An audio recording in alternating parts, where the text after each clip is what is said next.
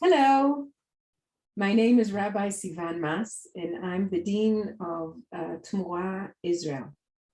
We're meeting today on this tour entitled Rehavia, Virtual Tour of Place, People, and Ideas, as part of our biannual ordination conference of Tmura, Israel, the International Institute for Secular Humanistic Judaism in Israel, together with the IISHJ in North America.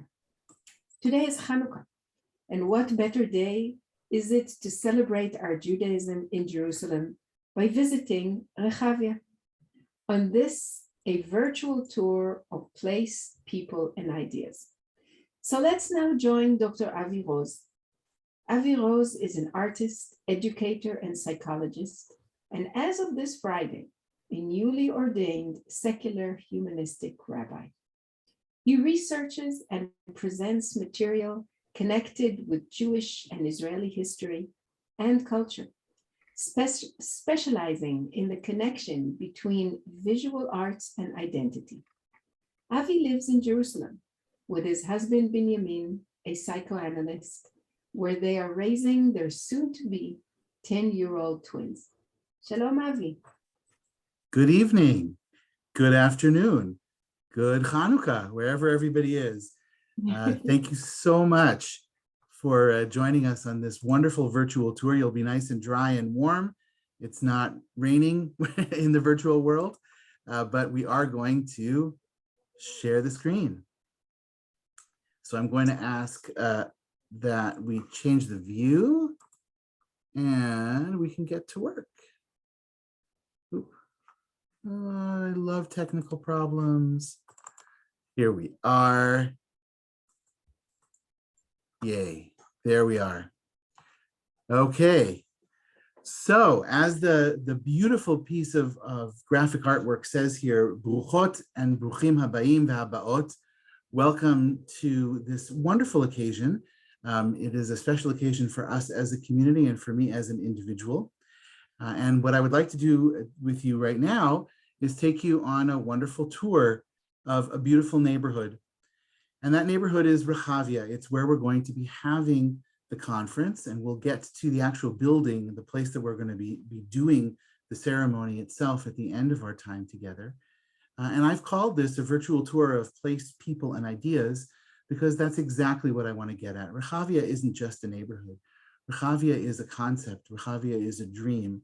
Rehavia is a set of goals that the Zionist and Jewish community set for itself as part of its independence process in the early part of the 20th century.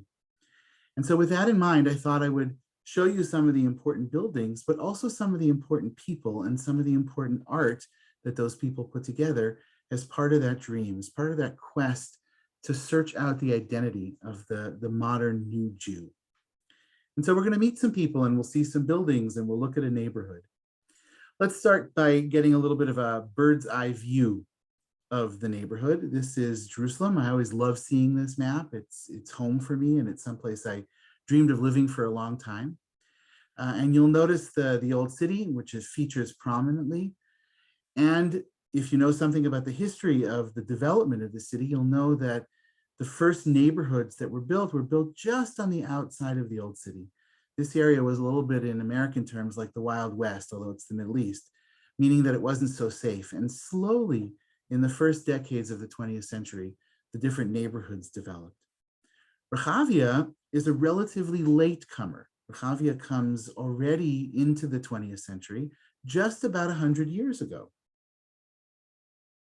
This is a map that was put together by a graphic artist, a student, as a matter of fact, and it is a beautiful view of the neighborhood in kind of a sweet, cute way to give you a sense of the liveliness of the neighborhood. Now, not every neighborhood in Jerusalem has a map like this, so it should say something about how much people love this particular neighborhood and how it is beloved to the entire Jerusalem community. Here are some fun random facts that will help us understand the development of this wonderful neighborhood. The name Rehavia is taken from the Bible. It was established in the 1920s, as I said. And interestingly, it was land that was either leased or purchased by the Jewish National Fund from the Orthodox Church. The Orthodox Church bought the various lands, and they're the ones who, in some cases, still own the deeds to those lands. It'll be interesting to see what happens at the end of the 100-year period when those leases are up. But the JNF did outright buy some of the territory. It's planned as a German garden suburb. And that's a model where the streets are not exactly an irregular shape, but they're also not a regular shape. Houses are meant to have gardens. There's supposed to be good green space. It's supposed to be a very nice balance between living and working and places for people to have recreation.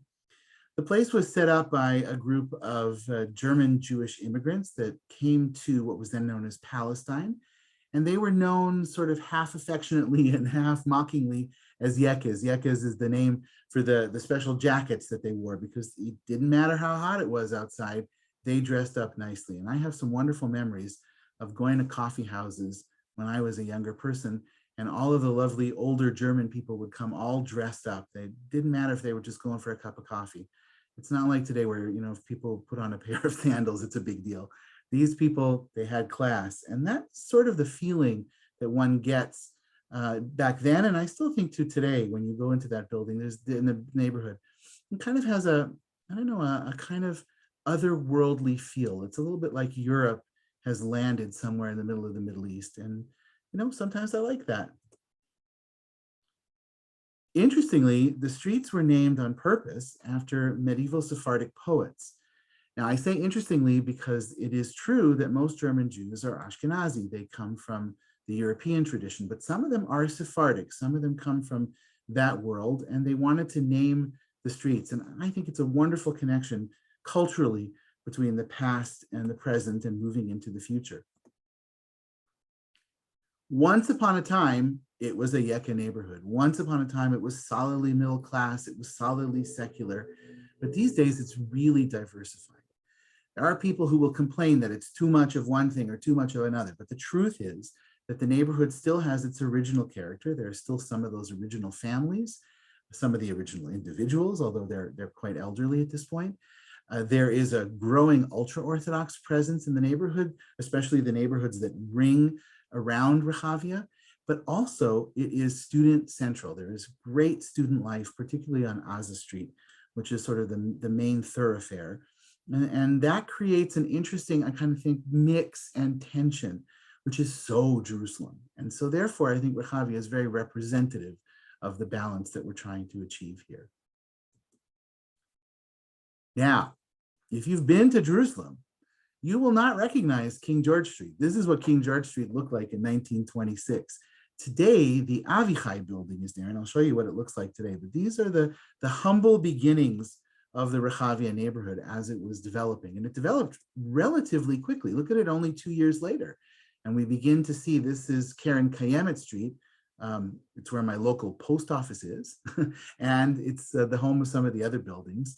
But very, very swiftly, the neighborhood grew. It became populated and became popular as the city of Jerusalem became a cultural hub for the Zionist idea and the Zionist building of the dream that would eventually, 20 years after this photo was taken, become the state of Israel. And this is what Rehavia looked like at the beginning of the state of Israel. And we still see it in kind of a developing stage. It doesn't look anything like that today. The streets are quite full. That little tiny tower you see at the bottom corner is affectionately known as the pillbox, and there is now a children's playground around there. But we can see that the neighborhood developed beautifully with the rest of Western Jerusalem. And what I want to say from this point, and I love this particular picture because it speaks to me about the idea that this wasn't, as I said before, just a neighborhood. This was an idea. This was a dream of what contemporary cultural Jewish life could look like in the Zionist context, what it would mean to be an independent, fully liberated Jewish person living in their own homeland. These are some of the local shops and the people that were in the area. I love the old-fashioned stuff, so I have kind of a weakness for finding these sort of pictures. By the way, if you're interested in it too, there is a group on Facebook that looks at old pictures of Rehavia. That seems to be their thing, and they come up with new and more interesting ones. And I want to thank Dr. Ilan Ezrahi, who is the moderator of that particular group, for sharing some of these images with me. Now we get to some of the landmarks. This is not the windmill that we normally think of, the Montefiore windmill, which is a few blocks away. This windmill belonged to the original owners of the territory, the Orthodox Church. They used to use the land that is now Rehavia as part of their fields, and they would grind their wheat there. But we still have this beautiful piece, and it is, as you can see, lots of different things. I think it's really interesting that it's also a women's clothing store and also a center of Chabad. And what you can't see there is that there's a really tasty Chinese food restaurant. Nothing says Rehavia like this mix of stuff underneath this beautiful historic structure. This is the very beautiful, very impressive headquarters of the Jewish Agency and the Jewish National Fund. And I chose this picture on purpose because it's a very important one. Just right before we filmed this is the anniversary of the 29th of November, 1947, the day in which the United Nations declared that the partition plan would come into effect several months later. And this was a day that was celebrated lots, as you can see, by plenty of Jews living in what was then mandatory Palestine, and really begins the process of the birth of the state of Israel. And Ben Gurion gives a speech in this place, and it's overrun with people, and it is still a kind of hub for the Jewish activity in this particular part of the country. And this is the Gymnasia Rehavia, the second high school in the whole story of Zionism. And it was started in the 19-teens, long before there was a university. The Hebrew University would only come into existence about a decade later, meaning that this was the top tier of education in the Yishuv, in the pre-state Jewish presence in Palestine. And therefore, it took on a very important role in shaping and designing the future. And so it continues to this day. Many generations of leaders of various kinds, academic leaders and political leaders and cultural leaders, they have gone through the hallowed halls of this particular building. I love this particular picture. It shows some kind of interesting science class that was going on. It looks to me, just from the clothing, that it's in and around the 1920s. Now, one of the things I actually just learned today that connects with this particular image is that for many years there was a quarry. There was a place where they took out Jerusalem stone in and around Rehavia. And that stone is now gone. Jerusalem stone is now being mined far afield from its original intention. But one of the times when they were digging down, they found this grave called Jason, or in Hebrew, Yason's tomb. And it is a beautiful, interesting structure that sits as this sort of ancient pearl around a setting of these modern buildings. And it is certainly an interesting place to go and look at, and very much part of the eclectic nature of what Rehavia is all about. At the other end of the spectrum, we have Rehavia's, I think, newest, biggest, and shiniest residence, and this is the Avikai Cultural Center. The Avikai Cultural Center was set up by the Avikai Foundation to be a place of learning, of culture, of music, of art, of study for all of the residents of Jerusalem. Sadly, because of Corona, the building itself has been closed, and they're doing everything in a virtual way. And at this moment, I want to do a shout out to my soon-to-be rabbinic colleague, Danny Danieli, who is going to be ordained with me at the coming ceremony on Friday, who was the first ever, was he the CEO? I think he was the CEO of the founding director of it. And one of the most wonderful things, we recently took a group of students on a tour, and he talks about it like it's still his baby. And I think that that is also very indicative of Rehavia. People have a lot of love and ownership about it. And in fact, there's lots to be proud of the Avikai Center. It really is the beating heart in many ways of some of the cultural life that goes on here.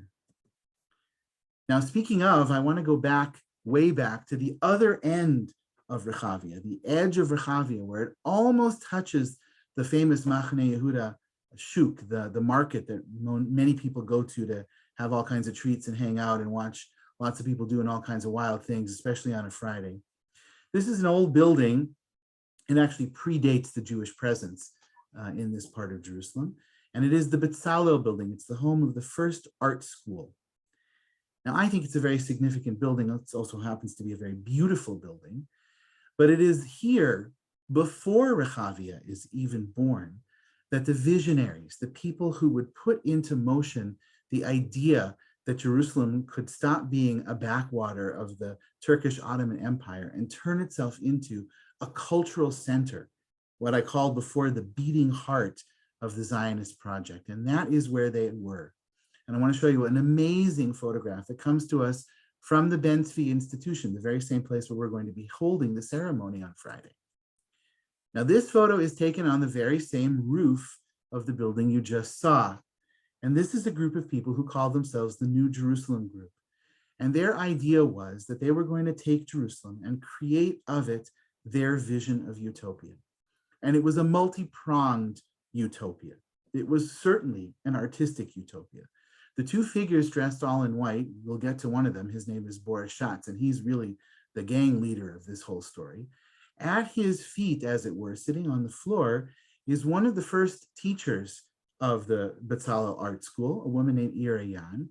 She's a fascinating character, and sadly, we're not going to have time to dive into her life, but you should know that she was the first woman teacher at the Betsalo Art School, and my guess is that she was one of the first women art teachers anywhere in the world, because I don't think that too many women were teaching art.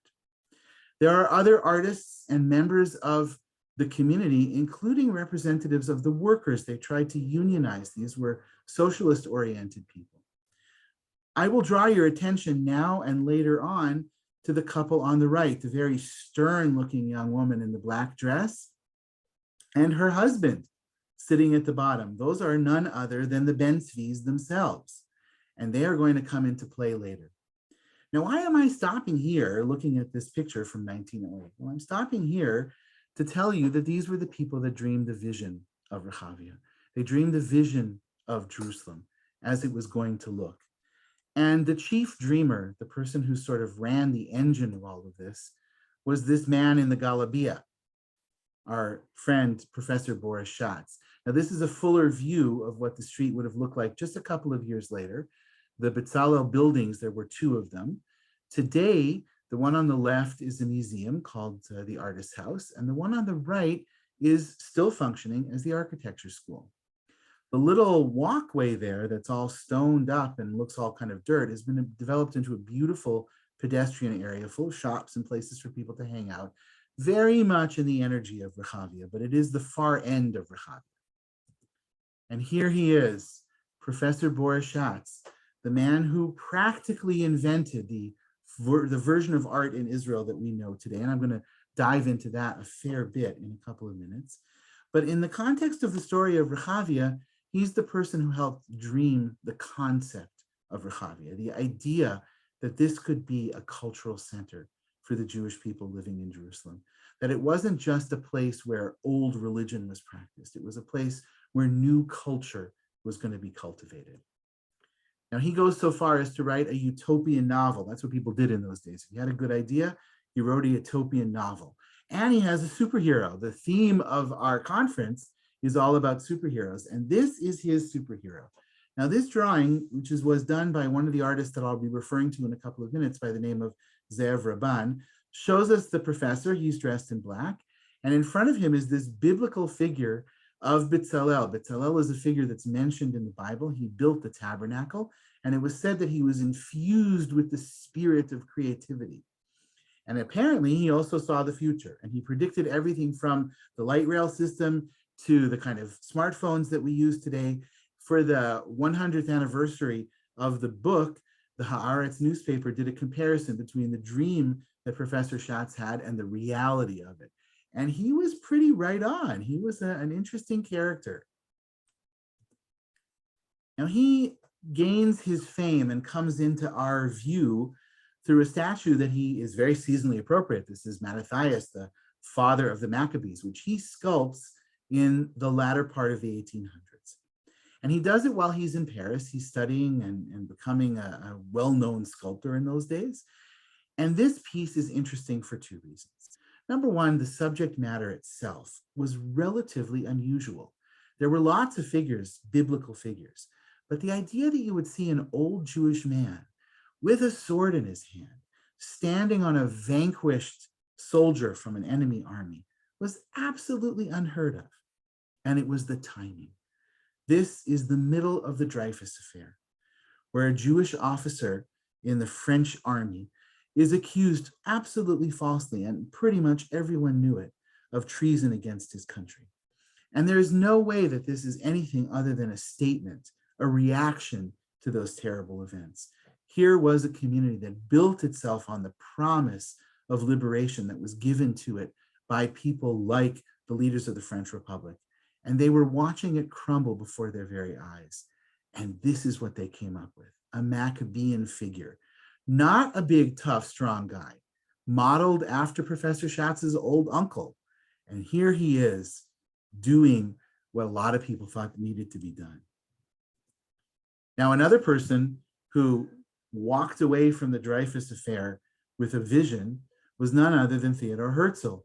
He walked away, went to a hotel on the Rue de Colbon, if I'm saying it right, my French is terrible, even though I'm Canadian, and sits down and writes a plan for Zionism. And Schatz's statue catches his attention. And in 1903, shortly before he passes away, Herzl and Schatz sit down. And Schatz says to him, in the same way that you've had this vision for a Jewish presence in the land of Israel, I have a vision for an art school. Now, at this point, Schatz had gained notoriety, and he was already chosen by the future king of Bulgaria to lead an art school. So he had the experience. And Herzl, according to Schatz's diary, listens and a little bit in a kind of dreamy way says to him, yes, this is a good idea. And Schatz said he knew two things in that moment. One was that he was going to make his dream a reality, and the other was that Herzl was not going to live to see it. And he was pretty correct on both accounts. And so with the backing of the German Jewish community, Schatz brings a few teachers, lots of art supplies, and lands himself here in Jerusalem. And this is a beautiful picture of the art students. Most of them came from outside of the land of Israel. They were Jews for the most part. They came to study for a period of 5 years. They would use local models. You can see in the middle of it is a very distinguished Yemenite gentleman, and they were practicing. As a person who's studying art right now, I can tell you that not a lot has changed, although we don't have Yemenite guys come and hanging out with us. We're right now just at the still life part of things, but it would be fun to have somebody come in an outfit like that. And lurking in the background, watching his students, is Professor Schatz. And while he's doing that, you know he's thinking about the future of the whole story. Now, part of his building of the future wasn't just artists, it was also artisans. And here, these are girls, and you need to understand that this picture was taken before child labor laws were put into place, so it was considered to be just fine for young kids to start developing a profession. They're learning to weave because part of the mandate of the school was that they were going to create products that would be sold. Now, two things are really interesting to note about this. One is that they made money. They made money before almost anything else in Zionism made money. And the second thing, it was wildly popular, and it helped spread the message of Zionism. And all of this is coming out of this not yet born neighborhood that you and I know is Rehavia. Schatz also wanted a museum, and he sets up this very strange menagerie of everything. Jewish items, general items. He wanted to provide education for people. He wanted to provide a cultural experience. And today's Israel Museum is the grandchild of the original Betsalo Museum. And here it is. And once again, there's our man lurking in the background. And here he is with some of the antiquities that still today are on display. And here we have a wonderful menorah, seasonally appropriate. I always try to be. And what's more seasonally appropriate than nice long white beards? I just threw that in. Now, Schatz's art form is interesting. It's very what we would consider old school. He didn't think of it that way. He thought of himself as inventing a new vision for the Jewish people. And he wanted it to be based on the classics. He wanted everyone to study the old masters so that they could move forward. He also wanted the Jewish people to be steeped in their biblical roots. So many of his figures are biblical in nature. This, he believed, would usher in a new era, not where religion would be the predominant piece of Jewish culture, but where art would be the predominant piece of Jewish culture, but it would be based on the Jewish story. So over and over again, this is Judith, Yehudit. also seasonally appropriate. This is, I think, another Yehudit. Yes, you can see that. There she is in a different form.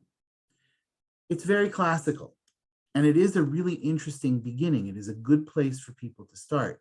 The question is what's going to happen from there forward. One of his colleagues, Abel Pan, as we can see here, teaching the drawing class with his students. I like a teacher who does stuff with students. He took on that vision, but he creates something really interesting. The self-portrait that you see on the left is Abel Pan showing himself as he is, a white European male in a dark background. That is known as chiaroscuro. The light is emerging from the dark. But here in the land of Israel, where the surroundings are bright and the people's skin is dark, it is reversed. And that is an interesting contribution that Abel Pan gives to the story of art in this country. Now, he too is taken up with what he sees around him, and he does some modern portraits. This is an Arab legionnaire. This is an unidentified kid looking pretty darn serious. But for the most part, he's interested in biblical images. And he presents us with these beautiful, poetic, almost larger than life. I mean, not almost larger than life, absolutely larger than life. Bible stories are larger than life. They're wonderful things. But he wants to give us a visual language for it. Now, you might have noticed that they're sort of sticking these guys to conservative themes. They're beautifully rendered, and they are still somewhat old-fashioned, but we're developing here. And one of the things I wanted you to see through this is that we're developing a sense of ourselves as strong. The reason that they wanted to go to these biblical figures is because they wanted the new Jew to be infused with the strength of the biblical heroes. I'm stopping here for a second because I'm hoping you're noticing that these mothers, these biblical, it should be 4 mothers, not 3 mothers. That's a mistake on my part. Sarah, Rivka, Rachel, Leah, they're young. And they're young because women would have been young in those days. They didn't wait until they were in their 30s to have children. They were sometimes in their teens when they had children. Not like me, I was an old guy when I had kids. Here's the fathers.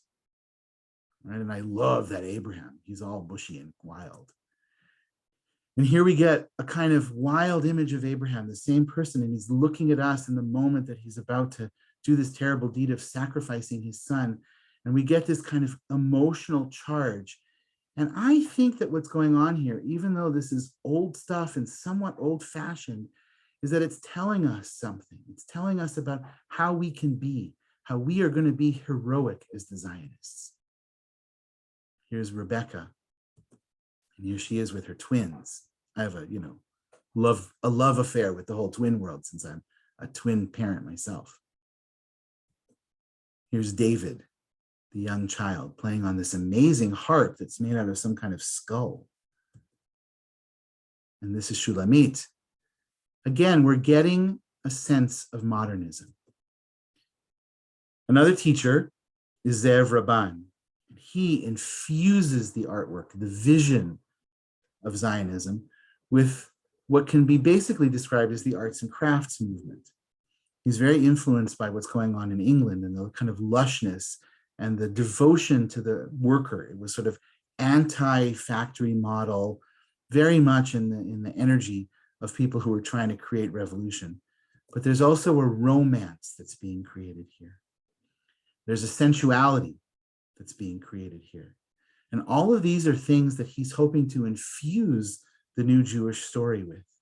This is Chaim Nachman Bialik's home in Tel Aviv, which was created for him in a loving tribute. And these are tiles that Ze'ev Rabban and the workshop workers put together and sent over to Tel Aviv. And they're stunning. One of the times we were learning together during my journey to become a secular humanist rabbi, we spent a fair bit of time there. And it's the kind of home that if they would let me move in, I would happily do so for a while. He also created a lot of what we think of today as Israeli culture. This is one of the first advertisement posters. This is one of the first tourism posters, which, by the way, is beloved by both Jews and Palestinians for reasons that you can see. This is the first Zionist deck of cards, which apparently was handed out on El Al for many, many years. You can still get a copy of it at the Jewish Museum in New York. It goes back to those biblical heroes, but it's really interesting. The Haggadah, I certainly grew up on this Haggadah. This was one of the Haggadot that was distributed to people all over the world. Chanukiot, he designed a lot of the designs that were built by the artisans. And fun fact, he designed this box of candles, which is still sold to this day. A friend of mine asked me last year, do you know something about the story of these? And I was like, oh, yes, I do. Ze'ev Rabban designed them. So imagine that 100 years later, we're still using that work. We're still interested in the art that he did. Now, this is a beautiful picture of Schatz, the students, and Echad Ha'am, the real granddaddy of cultural Zionism. And I bring this in not just to show you Echad Ha'am, because we can't do a good secular humanist Israeli piece without mentioning Echad Ha'am, but to show you that on the surface, it looked like Schatz and his students were getting along. But in fact, right under his nose, there was a rebellion going on. There was a rebellion going on because these people didn't think that Schatz and the other teachers had gone far enough. They wanted to take art into a thoroughly modern direction, more secular, less based on Zionist themes.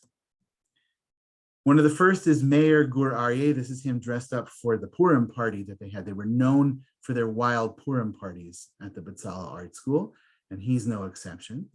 And he gives us some early visions of the Khaludsota, of the pioneers, and he does it in this very modern way. These beautiful, beautiful black and white pieces. We see them in silhouette, in shadow. They're dancing and they're working the land. These are not the biblical heroes that we're used to. These are the modern heroes, the new Jews, the Zionists that are building the land. This is Siona or Tziona Tajar, known as the first Israeli painter. She was born here, studies at Betsalo, and then sets herself up in Tel Aviv. And many things I adore about her work, but what I love about her work is that her heroes are everyday beautiful people. These are not conventionally beautiful people. They're strong, interesting people. Her women are phenomenal. We get different views of them. We get different ways of understanding what beauty is and what strength is. She also began to paint the heroes of the emerging Zionist Israeli Hebrew culture. This is the poet Uri Tzvi Greenberg. And this is perhaps my favorite of her works. This is the portrait of Shlonsky. Now, what's interesting here is that there's Jewish symbolism all around Shlonsky. There's a tallis hanging in the background. His hair looks like a traditional Haredi hat. And I wonder here if there's a kind of tension that's being put in place, him leaving behind the traditional culture and forging something new in what's going on here. But it is, I think, a wonderful piece. And then there's Reuven Rubin, very famous here in Israel, very much revered as one of the great Israeli artists, and the leaders of the rebellion against Boris Schatz and the original faculty and the art style. He wanted to also revolutionize. So we see here that his skin tones, like his teacher, Abul Pan, they change, but it's him. These are all self-portraits. He sees himself acculturating into the land of Israel and getting darker and darker and more at home. You'll notice on the left, he puts himself in house slippers, and I love that. That's an image of feeling at home in the land of Israel. And in fact, many Israelis run around during the winter in house slippers. They're really cute. He's showing us something new. We're not going to the biblical figures of the old. We're going to Tel Aviv as it develops in the moment. Look at this beautiful piece showing us all of the modern conveniences, including the Zeppelin that was flying over Tel Aviv at the time. He's really giving us a new vision. And this is considered to be his ultimate piece, his triptych that sits at the Israel Museum, a piece that we here in Tmura have studied. And we see the new Zionists, the new Jews, next to representatives of the old Jews, the Yemenites, and how they're, instead of creating babies and mitzvot that are represented by the pomegranate, they're creating the fruit of the earth. And this was his vision for what Jerusalem was going to be and what Israel was going to be. And then we get to Yossi Stern. Now, Yossi Stern is an interesting character because he's known, if you look him up, he's known as a painter of Jerusalem, in which he indeed was. Look at this beautiful piece. Stern's power comes in a couple of ways. First of all, and this is something that from the moment that I first encountered him, I noticed, he draws in a different way. He's giving us a new language. It's thoroughly modern. It's not the drawing of old.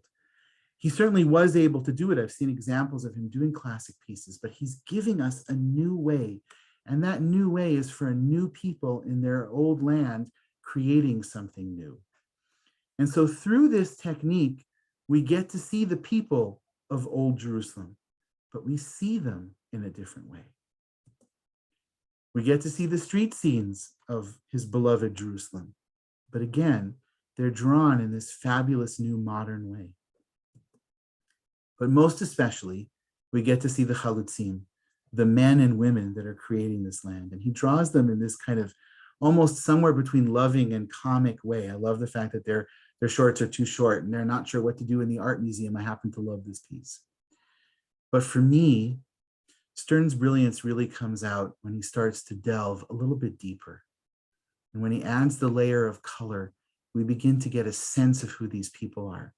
They're no longer cartoon characters. They're real working men and women that are making this dream happen.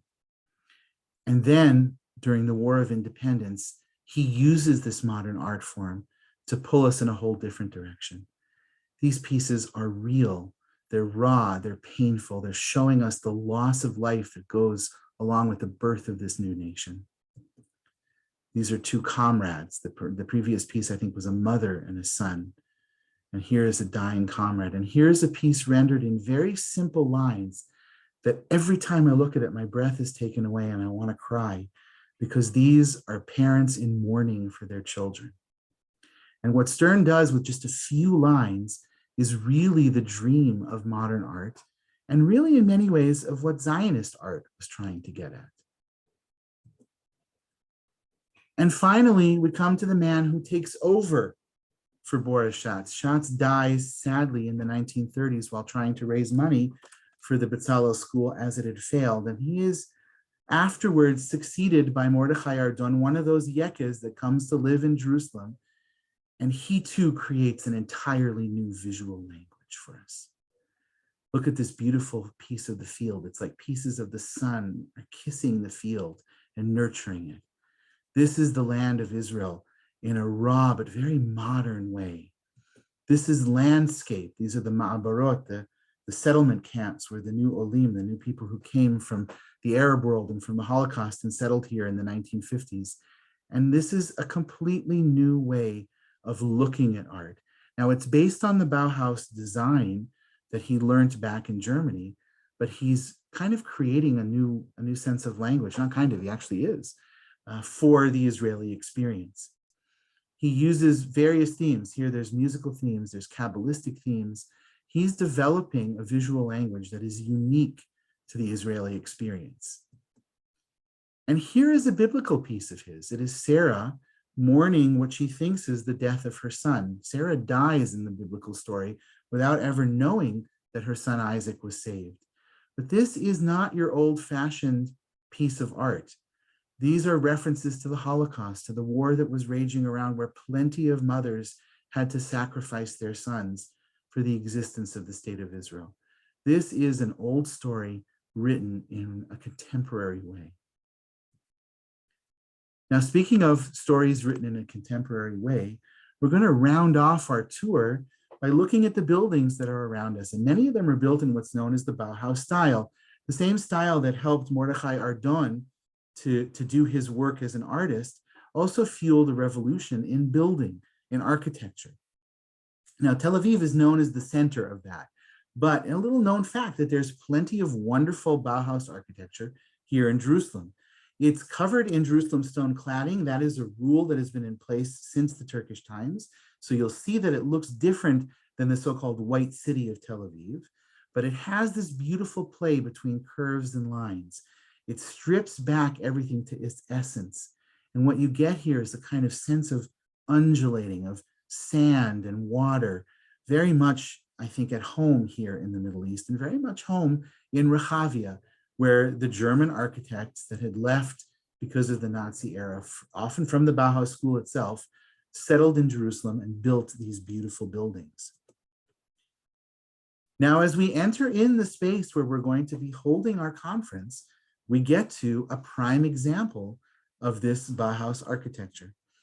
This building, today known as the Benzvi Institute, or as Yad Benzvi, was once known as Khaludsota, a women's training institute.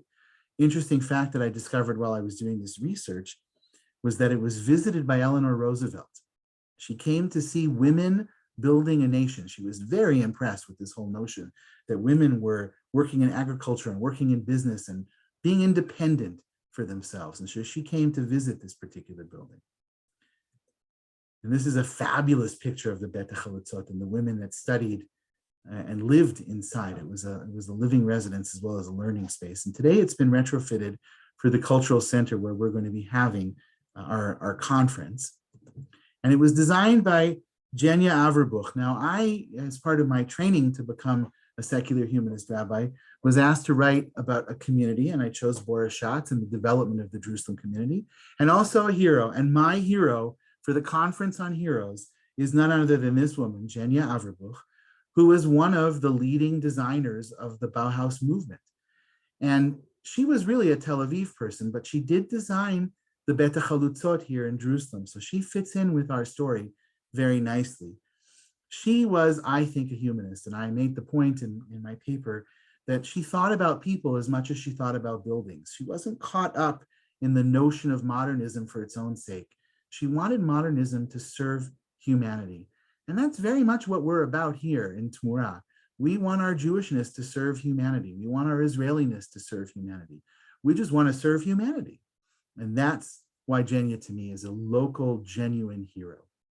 Now, she's most famously known for designing this beautiful square, it's the circle actually, in memory of Mayor Dizengoff's wife, who passed away. And this beautiful piece was done like a mother's hug. That's what she wanted. She was only 25 when she came up with this design, and she insisted that all the buildings fit with the hug. And she develops this building as a building to empower women. Now, there's a whole emerging school of education and thought and writing and research about women architects that worked with women's organizations. And a wonderful colleague that I discovered through the process of the writing, Dr. Sigal Davidi, is actually giving a talk about this connection of women creating for women. But interestingly, and this is the modern building as we're going to see it during the conference, when you go around the back, you find this wonderful piece, which is another piece of Rehavia history, but completely different. This is the Benzvi cabin. Now, you remember the Benzvis, and this is the interior of the cabin. I'm going to come back to that because I just think it's the most beautiful place, and I'm so excited that I'm going to be ordained in this beautiful, beautiful space. Here are the Benzvis, Yitzchak and Rachel Yanait. Now, there they are in 1908, and the other picture is them in the actual, what we call the trif, in the cabin itself, which they created because they wanted a place that was homey and folksy and was not pretentious. They did not want a palatial presidential residence. They wanted a residence of the people. And they made a point of inviting people. Take a look at this beautiful piece I found from Sukkot in 1956, where the Benzvis are hosting. It looks exactly the same as it's going to look for us during the ceremony. There's leaders of the Scout movement, and there's Druze leaders that are there, and there's new immigrants to the state of Israel. This starts a tradition that still happens today at the president's residence. And about 50 years ago, they built something a little more palatial, but I think by international standards, it's pretty modest. And here we are. And I'm excited just to look at this, because just in a few hours, this place is going to be filled with us people who are getting ordained and our guests and family, and we're going to undertake this incredible ceremony. I would not be an arts educator if I did not mention the amazing, beautiful rug that sits on the floor that was woven specially for this space, and the art that was created for this space, and the gifts that you see in the cabinets that various people brought to the Benzvis that they left behind. And it is in this very fitting space, this representation of culture, of modesty, but of great lofty ideals in Rehavia, in this beautiful neighborhood, that we will be undertaking our conference and ceremony. And so I want to thank you for joining me for this beautiful little moment, this trip down Rehavia. I hope you get to be here in person one day. And I am very much looking forward to my time serving this community as a rabbi and learning lots more about Jewish culture.